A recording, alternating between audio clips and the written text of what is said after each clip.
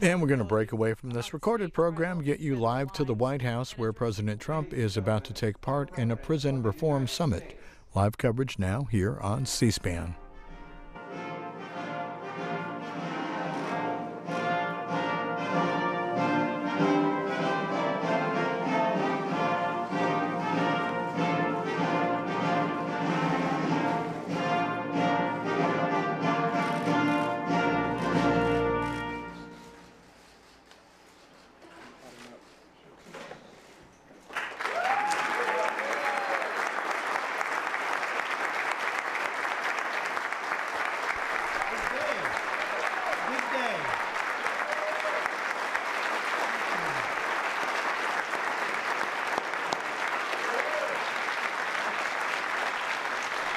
Well, thank you very much, please.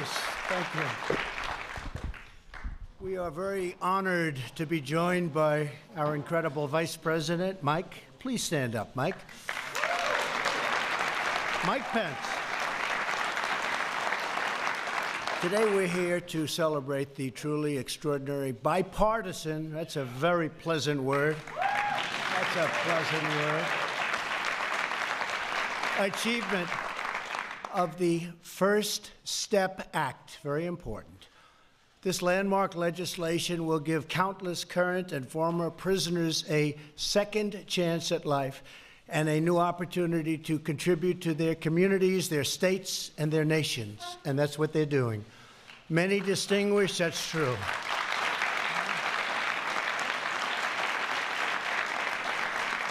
Many distinguished guests are here with us for today's really, this is a ceremony that's something that's very special, and I want to just recognize a few of them. Attorney General William Barr, thank you.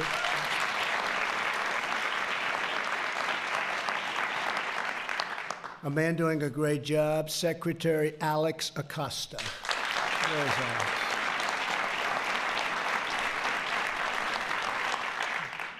Ben Carson, Ben, HUD. Setting records over at HUD. Really good, Ben. I'm proud of you. Secretary Rick Perry, former governor of Texas. And I have to say, Rick really pioneered what we're here for today. He was an early advocate and has done a great job in a lot of ways, but as governor of Texas also, an early pioneer of what we're doing today. Thank you, Rick. And a very special thanks also to members of Congress. We have with us Senators Chuck Grassley. Where is our Chuck? Chuck. Thank you, Chuck. I'm glad I found him. I'd be in trouble if I didn't find him. Bill Cassidy. Bill. Thank you, Bill. Senator Cassidy. Mike Lee. Mike. Thank you, Mike. Thank you. Senator Rob Portman. Thank you, Rob. Cindy Hyde-Smith. Ran a great race. Good job. Congratulations, Cindy. Great job. And a friend of mine, Roger Wicker, Senator. Thank you. And a lot of congressmen and women are here, but just to introduce a few of them. Congressman Doug Collins. Thank you, Doug. Josh Gottheimer. Thank you, Josh. And Tom Reed. No labels. A lot of governors are here, and some we're going to leave out because I don't like them. But that's okay. I'll get to like him. Kentucky Governor, man, I do like Matt Bevin.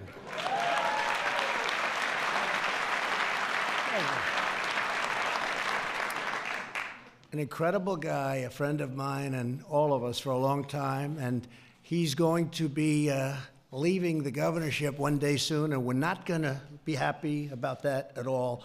Phil Bryant, fantastic governor. He is a fantastic governor. And he built the African American Museum, and it's one of the best jobs I've seen in a long time.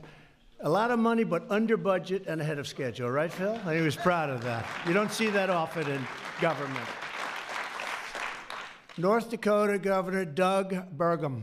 Doug? Thank you, Doug. And Mrs. Burgum. And Mrs. Burgum, thank you very much. And Texas Attorney General Ken Paxton. Thanks, Ken. Washington, D.C. Attorney General Carl Racine. Carl, thank you. Thank you, Carl. And Florida's former Attorney General, Pam Bondi, respected by everybody. Where's Pam? Thank you, Pam. And they're joined by many faith and law enforcement leaders. We have tremendous numbers of people here today that are just such strong believers in not only what we're doing, but also faith, and faith is a good thing. My book, it's a great thing. I also want to recognize someone that you'll all know well, who worked tirelessly on this project, and to achieve it, he went through a lot, and I'll tell you what, he got there, and he got there with flying colors because he believes, and a lot of other people believe, both conservative and liberal, and those in the middle. Jared Kushner. Jared.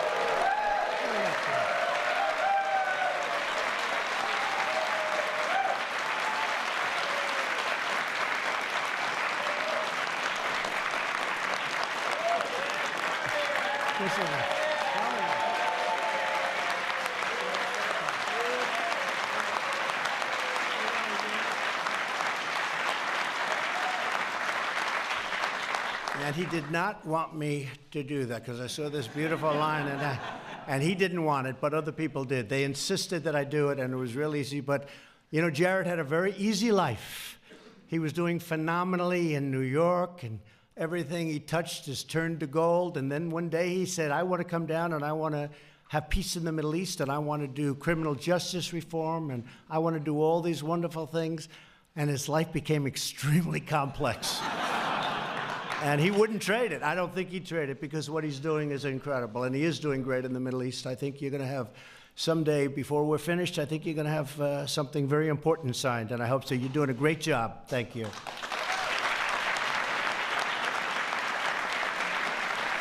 So many people said, in fact, I guess we could say, almost all people said that criminal justice reform would never pass. But we came together as a group, we worked across party lines, and we got it done. And it's an incredible thing when you see some of the people here, so conservative, and then some so liberal.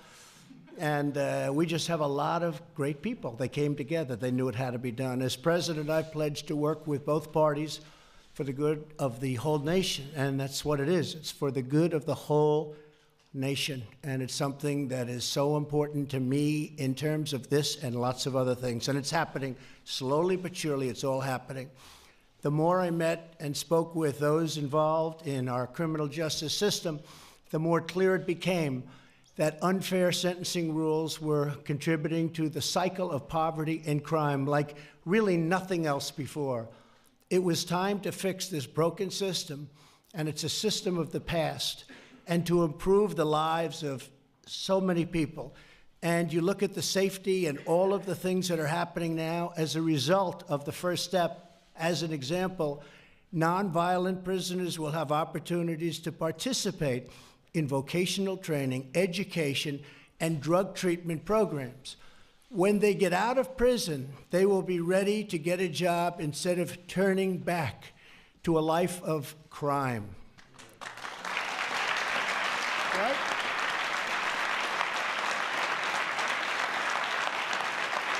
And I'm thrilled to report that since I signed the First Step Act, more than 16,000 inmates have already enrolled in drug treatment programs.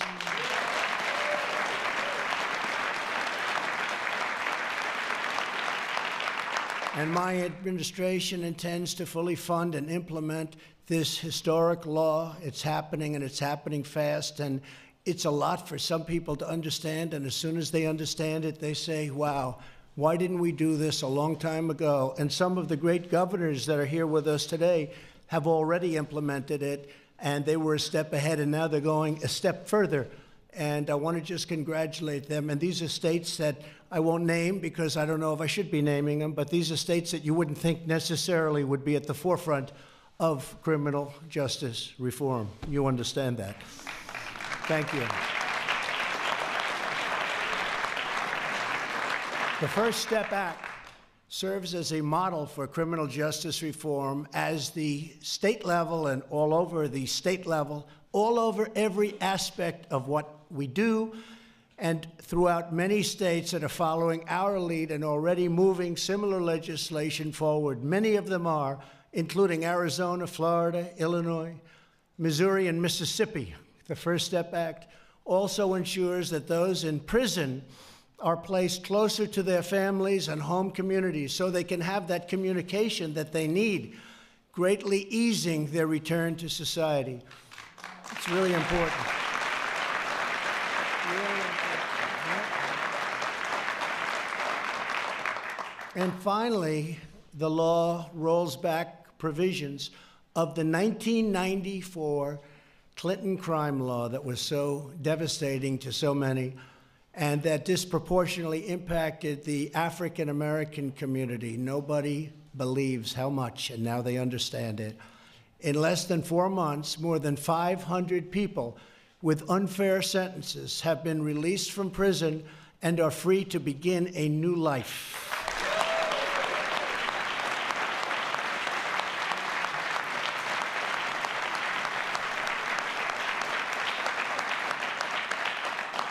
One of these newly freed Americans is Troy Powell, who is with us today. In 2004, Troy was sentenced to 20 years for doing a drug offense.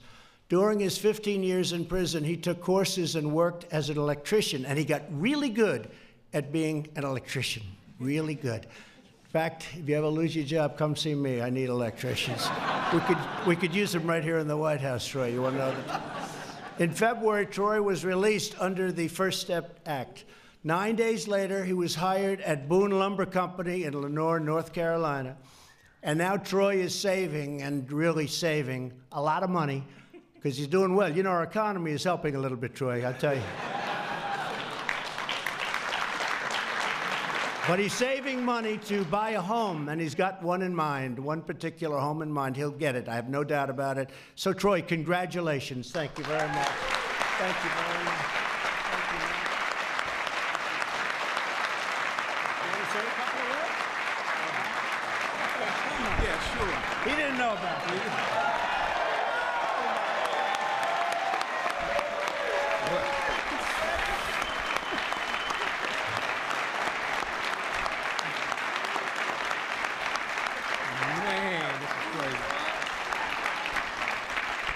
Well, first of all, I'd like to say thank you to everybody here on Capitol Hill for finally getting this bill pushed through. I mean, I know there was a lot of work involved in it, and I would like to say thank you to the organizations that got me here, like Cut 50 and Amy Can Do. Them people, I mean, they've done so much for me. It's unbelievable how much they've done for me. I never thought this bill would pass, and coming home and finding places like Boone Lumber Company that took a chance on me right out the door. I mean, no problem. Come on to work. You know, I can't thank everybody enough for that. But more than just thanking everybody for these things, there's more that can be done. I left so many people behind in prison doing 40 and 50 years for nothing. I mean, absolutely nothing. I mean, should I have went to prison? Absolutely. I committed a crime, but for 20 years for the small things that I done, I should have definitely went to prison. And I don't know what to say. I think there should be a second step. That's what I say. I think there should be a second step.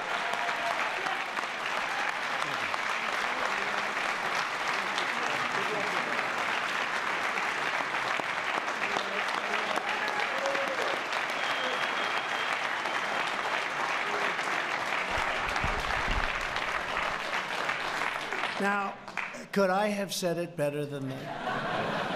His statement about so many people, and that's true, so many people are there that really are serving 40 and 50-year sentences for things that you wouldn't even believe, that some people wouldn't even be going to prison for today. So I just think that was incredible. And don't worry, I'm going to ask a couple of, but none of them know they're going to speak, and that that usually produces a much better speech. We're also proud to have with us on stage 5 more Americans who have been released under the First Step Act and transformed their lives. And that includes Gregory Allen. Where's Gregory? Gregory. Hi,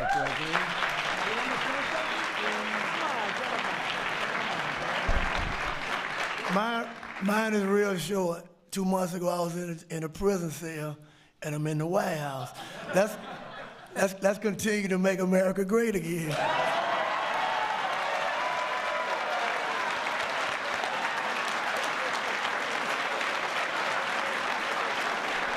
That's great.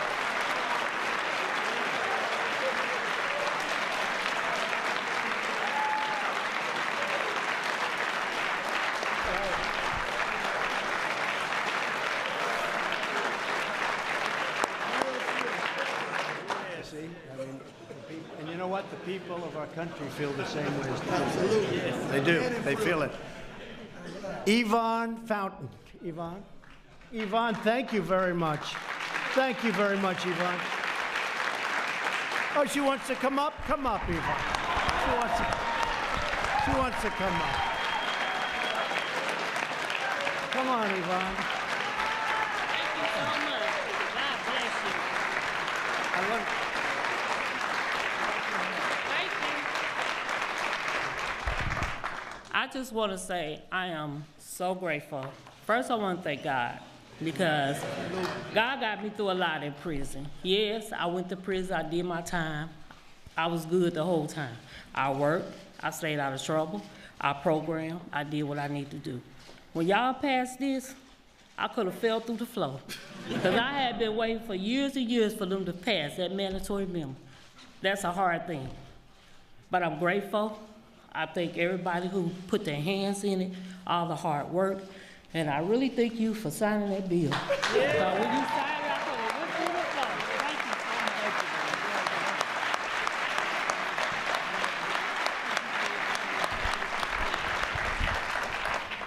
much. April Johnson. April, come up. Come on. I just want to thank you for signing the bill. I got it on compassionate release for my daughter, and because of that, I'll be able to spend what time she has left with her. Take your time, right? She was diagnosed with ovarian cancer in September, and they have since gave her a grave prognosis. And because of the bill and the First Step Act, I'll be able to spend the rest of her time with her. And I thank you. Thank you, sweetheart. You take care.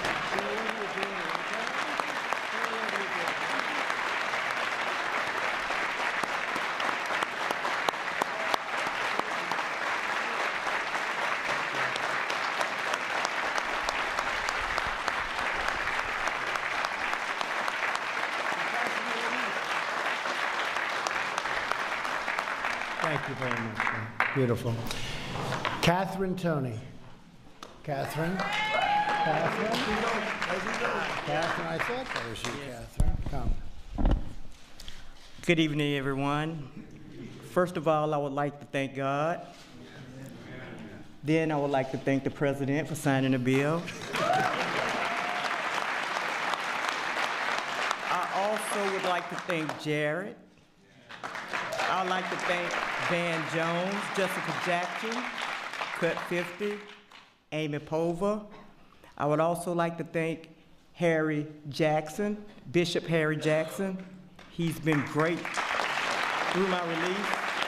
I would like to thank Jared for calling corporate of Walmart, getting me my first job in 16 years.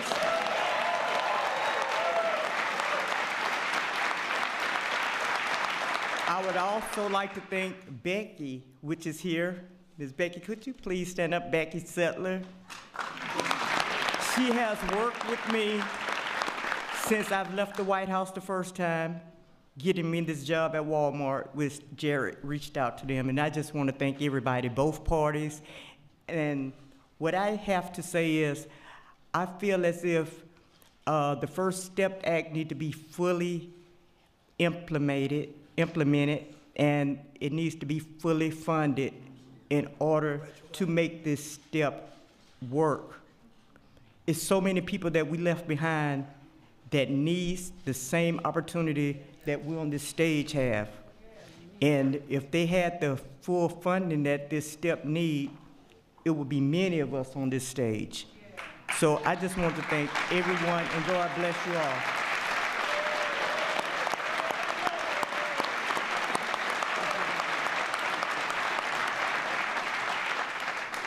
And a man who's actually become much more famous than me or anybody else in the room.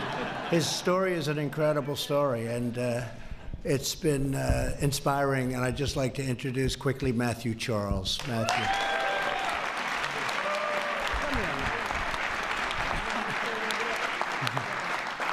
Thank you. I'm truly humbled. Nobody can be more famous than you. I'm truly humbled. I'm grateful. I'm thankful. Jared, the president, thank that you were insistent about getting this bill passed and signed. When it stalled in the Senate, and you informed Mr. McConnell you wanted to actually do this before that Senate and Congress went out. I'm always remember that. So I'm just humbled, thankful. In all, I'm still pleasantly overwhelmed, and it's an experience that I never forget. Thank you.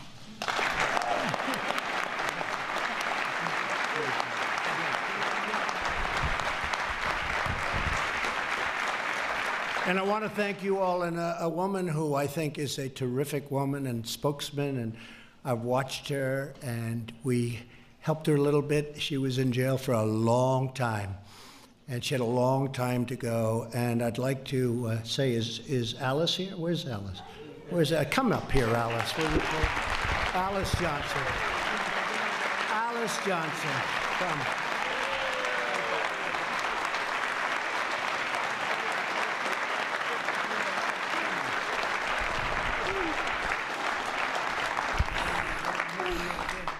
Thank you so much.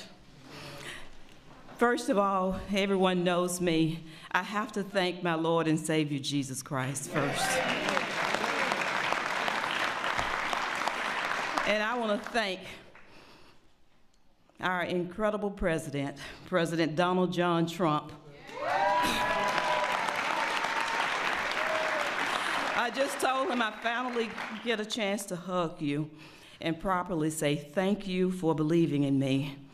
And I'd like to thank all of the advocates who have fought so long for me, who have been working behind the scenes trying to magnify my case. I thank everyone in this room for your prayers. And I also want to thank the media for being so kind to me, because you have really helped magnify my story. Are you serious?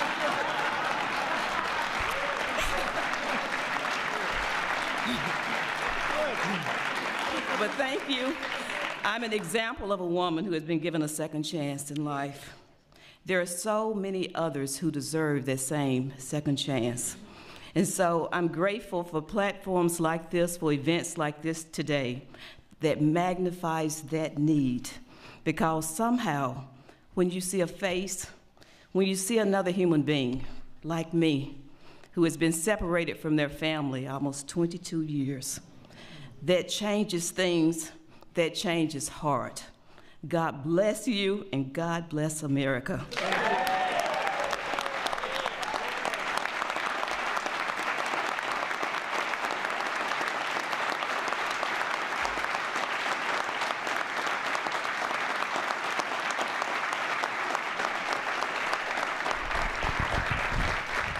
Thank you, Alice. You know, when you said, Alice said, I want to also thank the media, I sort of bent over and said, are you sure? She said, and I do too. I think it's fantastic. That's great.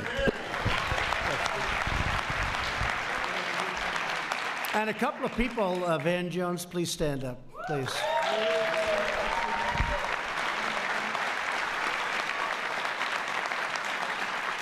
He goes after me on occasion. But you know what? He came together with this one. We all agree this is very, very strong. This is a great bonding, and we appreciate it. You worked very hard on it, along with Ivanka. Please stand up. Ivanka.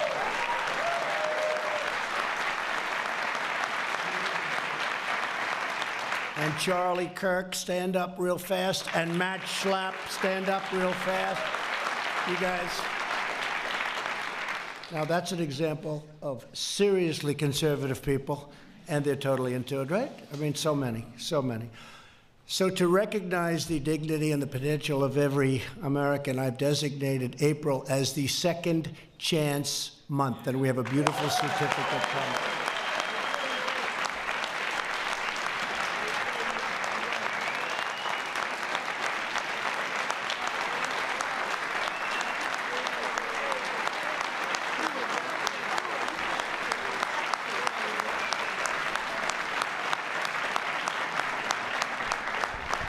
As a result of our incredible economic turnaround, we had a big stock market day today, so that makes it even better, but a big day. There's never been a better time for those who need a second chance and they get a fresh start. It's so incredible to see people coming out of prison. They've done, historically, as you know, very, very poorly, oftentimes having to go back because they come out, they can't get a job. Nobody wants to hire them because they were in prison. And because the economy is so strong, they're getting an incredible start, as we say. And it's also maybe even more incredible to see what the people that are doing the hiring are saying. They are in love with what's happening. They're hiring people that are great, and they're letting everyone know it. Everyone know it. Pretty incredible. So the good economy is really giving them a chance, and a second chance, and in some cases, really a third chance. And they're working out.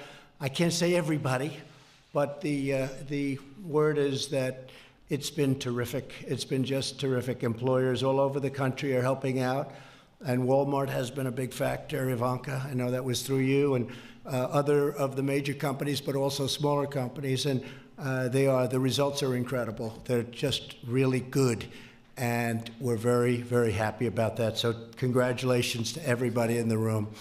Since my election, we've created more than 5.3 million jobs.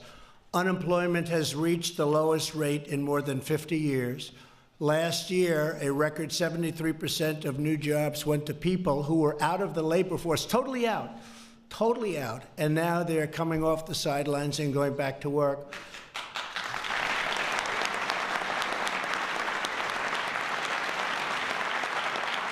And you've seen where I've said a lot, because I'm very proud of it. I said, what do you have to lose? And people would say, well, maybe you shouldn't say, but I meant that because it was tough. African American unemployment is the lowest level in the history of our country right now.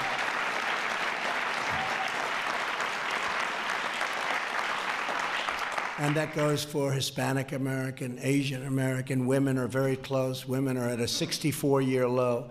It's up to 64, soon to be historic, I hope, and it's been incredible. African American income, by the way, and Hispanic American income is the highest level it's ever been in the history of our country. That's a big factor.